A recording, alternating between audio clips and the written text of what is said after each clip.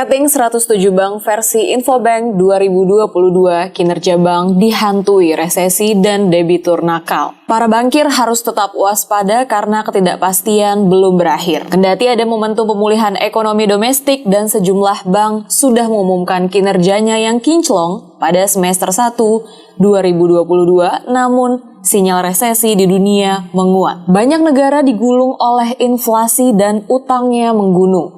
Kebangkrutan Sri Lanka pun menjadi momok, apalagi menurut laporan Krisis Response Group Persatuan Bangsa-Bangsa atau PBB, ada 9 negara yang berpotensi mengikutinya, yaitu Afghanistan, Argentina, Mesir, Laos, Lebanon, Myanmar, Pakistan, Turki, dan juga Zimbabwe. Menurut kajian Biro Riset Infobank dalam rating 107 bank 2022, arus kas pengusaha masih banyak yang tertekan oleh kondisi pandemi yang belum sepenuhnya berakhir dan mempengaruhi pendapatan perbankan. Pada tahun 2020, pendapatan bunga perbankan anjlok 4,11% menjadi 794,09 triliun rupiah dan pada tahun 2021 kembali merosot sebesar 2,54% menjadi 773,90 triliun rupiah. Tetapi dengan ditopang 50 bank, terutama bank-bank papan atas, pendapatan bunga bersih secara industri tahun lalu tumbuh positif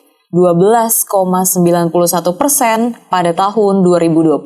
Per Maret 2022, pendapatan bunga perbankan masih tumbuh minus 4,26% dibanding periode yang sama tahun 2021 karena disumbang oleh penurunan yang dialami separuh dari jumlah bank yang ada. Dari sisi kucuran kredit pun demikian. Kredit perbankan pada tahun 2020 terkontraksi 2,21% atau pertumbuhannya minus. Pertama sejak krisis moneter tahun 1998. Kendati kredit perbankan pada tahun 2021 tumbuh 4,92%, namun ada 37 bank yang kreditnya menurun. Dari sisi kualitas kredit, NPL secara industri melandai dari 3,06% menjadi 3%. Tetapi ada 14 bank yang harus bekerja lebih keras menjinakkan NPL yang tahun lalu sudah melewati batas 5%. Begitu juga dari loan at risk perbankan yang menunjukkan tren penurunan dari 22,65% pada tahun 2020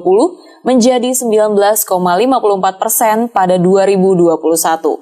Tetapi ada 31 bank mencatat loan at risk masih di atas 20%. Pada 2022, kinerja industri perbankan diprediksi tidak jauh berbeda dengan tahun sebelumnya. Kredit tumbuh lebih tinggi dari pertumbuhan kredit tahun lalu yang sebesar 4,92%. Tetapi penurunan pendapatan bunga secara industri boleh jadi berlanjut karena masih besarnya kredit yang direstrukturisasi yang di atas 400 triliun rupiah. Kendati non-performing loan melandai di 3% dan nilai kredit yang direstrukturisasi terus berkurang, namun NPL kredit restrukturisasi naik dari 8,05% pada tahun 2020, 10,47% pada tahun 2021, dan menjadi 11,64% pada April 2022. Infobank mencatat ada 40 bank yang labanya menurun, di mana 18 bank diantaranya mencatatkan kerugian. Bahkan 8 bank diantaranya mencatatkan kerugian 2 tahun berturut-turut